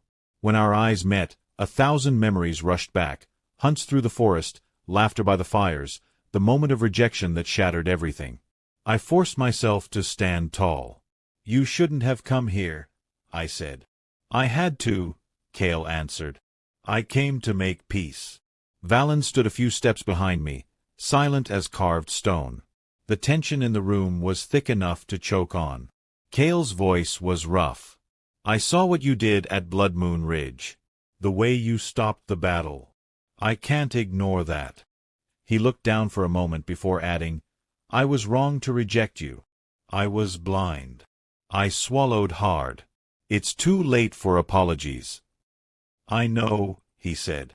"But maybe not too late for amends. The pack will follow my lead. If you stand with us again, we can build a truce that lasts." I shook my head. "You still don't understand. I don't belong to the wolves anymore." "You're not a vampire either," Kale said. "You're something in between, something that doesn't need to hide underground." Behind me, Valen's voice slid through the air like steel. "You speak as though you know what she needs." Kale turned toward him. "And you speak as though you own her." "I do not own her," Valen said calmly. "I guide her. That is more than you ever did." "Guide her." Kale laughed once, bitterly. "You've wrapped her in your shadows. Even now she wears your mark." I lifted my hand, showing the silver scar. "This isn't control, Kale. It's protection." He stepped closer. "Then let me protect you. Let me try again." The words were soft, almost pleading. For a heartbeat, I saw the man I had once loved, the one who had promised me the moon. The bond that had never fully broken flickered between us, painful and familiar. Valen's presence pressed at my back, cold and steady. "Lyra," he said quietly, "you owe him nothing." I looked between them, 2 worlds, 2 lives, both demanding an answer. "I owe both of you the truth," I said. "The war is paused, not ended. If either side moves again, everything we've built will collapse. You want to save your pack, Kale? Then prove it. Swear you'll hold your wolves back." He hesitated. "And if I do, then I'll help forge the peace myself." He studied me for a long moment, then nodded slowly. "You have my word." Valen's eyes narrowed. "Words are wind." "Then let actions speak," Kale said, meeting his gaze. For a tense second, it felt as if the air itself might shatter. Then Valen turned away. "The court will honor her decision." I stepped closer to Kale. "You should leave before the council sees you. They'll call this trespass." He gave a half-smile, tired but real. "You always did tell me what to do." "I still will if you don't listen," I said. His smile faded. "You've changed." I had to. He bowed his head slightly. Whatever happens next, Lyra, I hope you survive it. Then he was gone, his scent fading into the cold tunnels like a dream half-remembered. When the doors closed, Valen said nothing. The silence between us stretched until it hurt. Finally I said, "You think I made a mistake." "I think you offered mercy to someone who once broke you," he said. "But perhaps that is your greatest strength." I looked at him, surprised. That sounded almost like praise.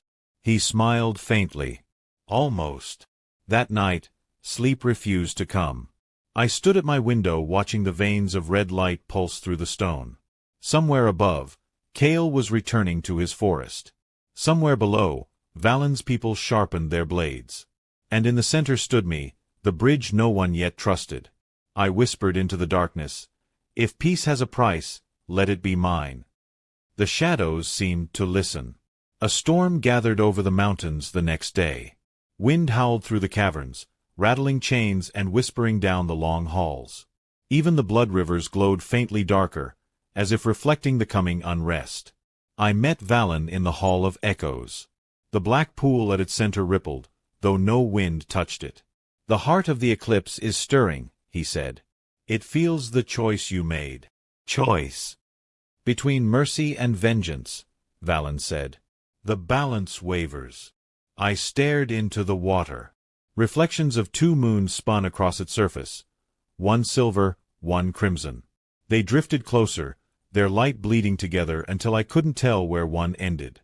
"What happens if they merge?" I asked. "Then the heart awakens fully," he said.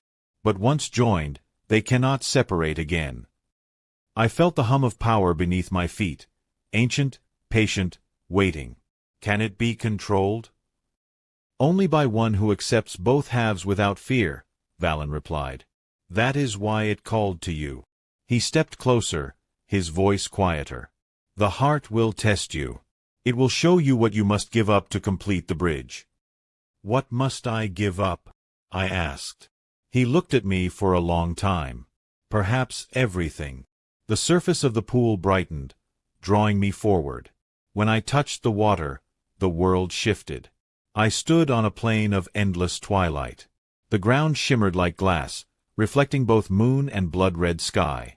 A figure approached, pale, luminous, with eyes that mirrored my own. "Who are you?" I whispered. "I am what you could become," she said. "The eclipse given form."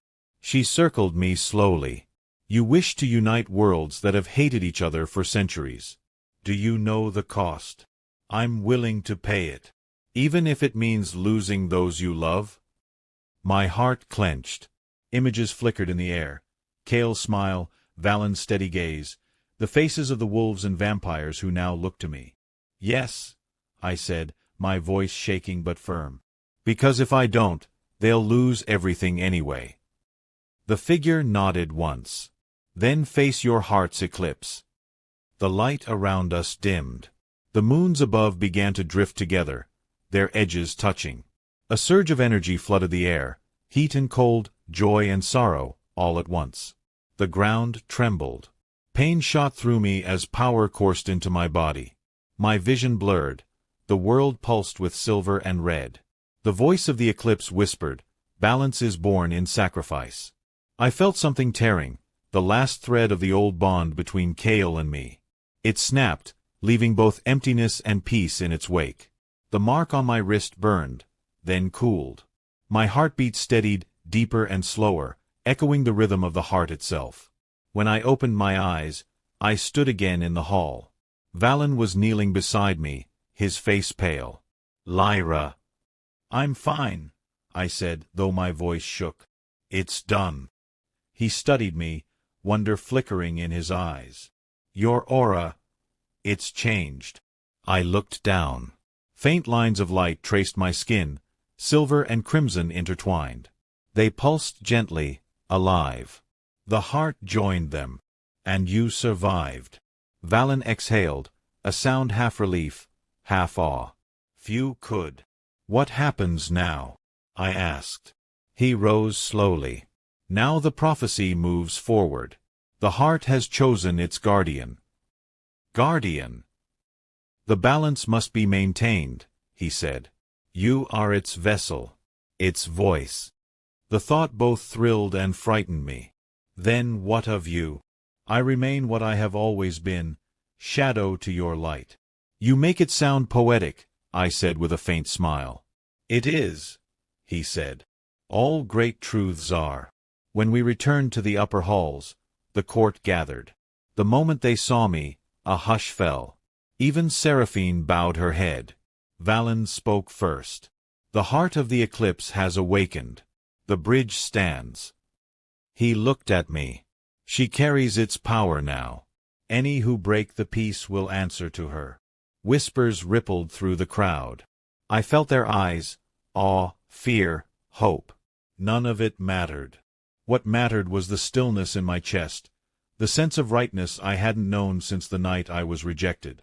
Later, when the hall emptied, I walked to the terrace.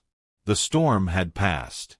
A single beam of sunlight pierced the clouds, falling across the mountains. Valen joined me quietly. You've done what no one before you could, he said. You've bound night and day. I turned to him. For how long? For as long as balance endures, he said. And balance depends on you. I'll keep it, I promised, even if it means walking alone. He studied me for a moment, then said, You will never be alone, Lyra. Wherever shadow falls, light follows. The words warmed me more than I expected. Thank you, I said softly. He inclined his head. No, Lyra. Thank you. That night, as I lay in my chamber, I thought of Cale returning to his forest, perhaps feeling the bond's final release. I hoped he found peace. I hoped they all did. The scar on my wrist glowed faintly, no longer a mark of belonging, but a reminder of balance hard-won. The moons outside had aligned. Silver and crimson light spilled through the stone windows, mingling into violet. For the first time since my rejection, I felt whole. And somewhere deep within the mountain, the heart of the eclipse beat in time with my own. Peace never lasts without cost. In the weeks following the awakening of the heart, the blood court changed. The crimson rivers ran softer, the air lighter. Even the torches burned brighter, their flames tinged with faint silver. Vampires spoke in hushed voices when I passed, half reverent, half uncertain. Valen ruled beside me, though his demeanor had grown quieter. Where once his every step commanded the court, now there was distance in his gaze, a weight behind his calm. He spent long hours alone in the Hall of Fire, studying ancient texts or staring into the flames. Something troubles him, Seraphine said one night as we crossed the balcony. Since the heart bound itself to you, he has grown weaker. Weaker? I asked. He hasn't said anything. He wouldn't, she replied. He hides pain the way shadows hide secrets. But you've taken a power that was once part of him. Her words struck deeper than I wished to admit. The heart had merged the bloodline magic of both realms, vampire and wolf, through me. If Valen's strength had been tied to that balance, then perhaps I had taken more than I realized. That night, I went to him. The Hall of Fire glowed red and gold, light flickering over his face. He looked pale, even for him, though his eyes still burned faintly. You shouldn't be here, he said without turning. I could say the same. He gave a small smile, tired but real. You've felt it too, haven't you? The shift, I admitted. The balance changing. He nodded. When the heart chose you, it took more than energy. It took the part of me bound to the eclipse line. The court's magic now answers to you. I stepped closer. Then we'll share it. You can't, he said softly. The heart doesn't divide. Silence filled the hall. The flames hissed and crackled between us. You knew this would happen, I said at last. I suspected, he admitted. The prophecy said, light will rise and shadow will fall to meet it. I just didn't know which of us would be which. My throat tightened. You think you're meant to fall? I think I already am. The following days blurred together. Whispers spread through the court, of a weakening king, of the bridge who might replace him. I tried to quell them, but power attracts hunger, and hunger breeds ambition. One evening, a councilman named Corvin confronted me outside the throne room. "The court needs strength," he said. "If the king fades, who leads us?" "You." "I don't want his throne," I said.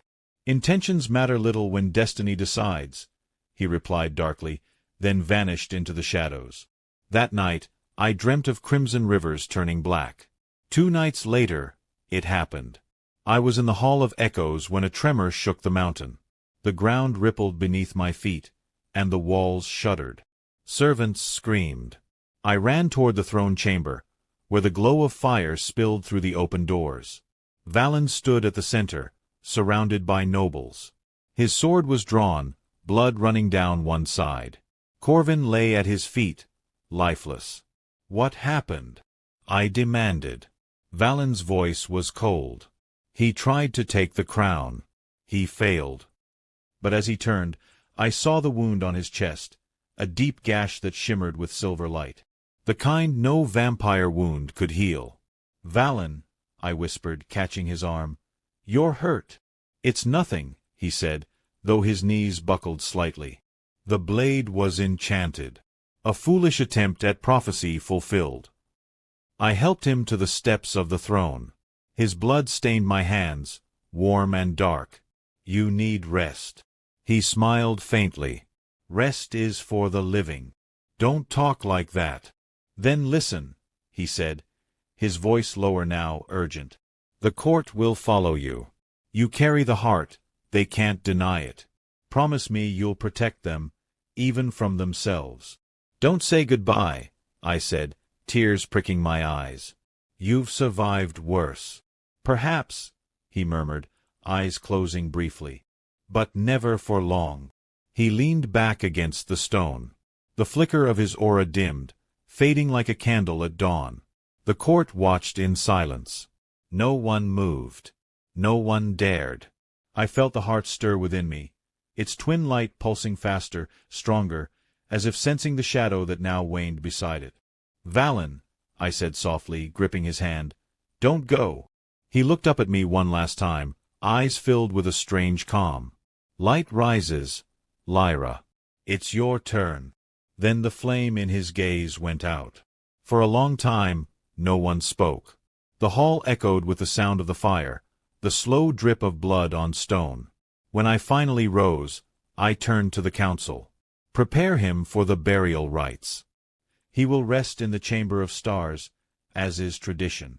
Seraphine stepped forward, her voice steady though her eyes shimmered. "And the crown." I lifted my wrist, where the mark of the heart glowed faintly. "He already passed it." That night, I stood alone before the throne.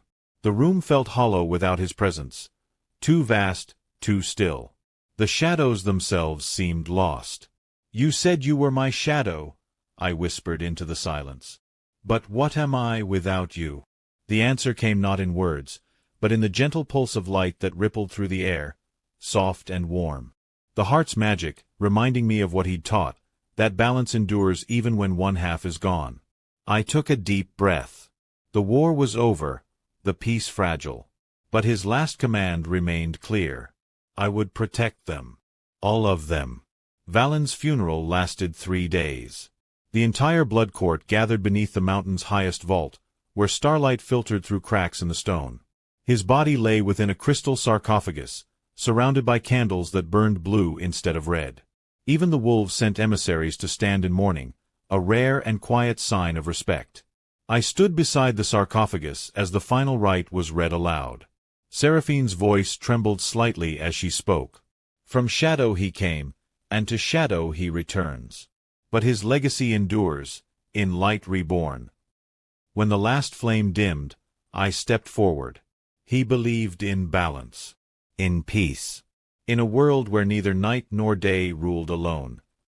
I lifted my hand, letting a thread of silver light rise from my palm.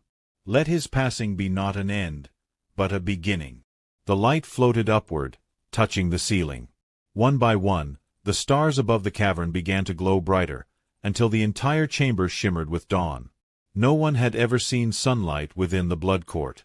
Until that moment. After the ceremony, the council gathered again. Lucan approached me, bowing low. The court recognizes you as successor. The Heart's Bearer, the Bridge of the Eclipse, the Dawn Queen. The title struck like thunder, not unwelcome, but heavy. I accept, I said softly. But I rule not as conqueror, nor queen of one people. I rule for all who seek balance. The court knelt as one. Days turned into weeks. Slowly, I learned the rhythm of rulership, hearing disputes, mediating trade, guiding both wolves and vampires toward fragile coexistence. The peace held, though barely. There were nights when fear crept in, when I missed Valen's voice beside me. But whenever doubt threatened, I'd hear echoes of him in memory. You stood between two worlds and did not fall. And that gave me strength. One night, as I walked the terrace, the sky above shimmered, a blend of silver and red light spreading across the mountains. I knew that glow, the heart's call. Following its pull, I descended into the Hall of Echoes. The black pool gleamed faintly, just as it had the day I first touched it. Only this time, the reflection showed not two moons, but one, radiant and whole. "You did it," a voice murmured behind me. I turned. Seraphine stood at the doorway, her expression softer than I had ever seen. "You finished what the Eclipse Queen began," she said. "You made balance real." "Not finished," I said. "Just begun." She smiled faintly. "The world changes slowly. But it changes." She hesitated before adding, "He would be proud." I swallowed the lump in my throat. "I hope so." Later that night, I returned to the balcony where it had all begun. The wind carried scents of earth and rain, no longer tainted by blood. Far beyond the mountains, I saw the first faint signs of settlement, wolves and vampires building together, guided by the promise of peace. I closed my eyes, listening to the mountain's heartbeat, steady, strong, alive. The mark on my wrist pulsed once, then steadied, as if content. "You did it," I whispered to the night. "We did." A soft voice drifted through the wind, more memory than sound. "Light rises, Lyra. It's your turn." I smiled. "Then let it rise." The horizon brightened, not with moonlight, but with the first true dawn the mountains had seen in centuries. Its golden rays spilled over stone and river, touching every corner of the blood court, washing shadow and crimson alike into gold. The vampires lifted their faces to it in wonder. The wolves howled in distant harmony. And I stood at the edge of the balcony, watching the world awaken anew. For the first time, it wasn't divided. It was whole. Years later, they would tell the story differently, as they always do. Some would say the vampire king fell for love and died for it. Others would claim the wolf-turned-queen tamed darkness itself. But the truth was simpler. We both chose balance over pride. And for that, the world learned to breathe again. You've just finished Marked by the Alpha, chosen by the Dark King, but the world of the Eclipse is far from over.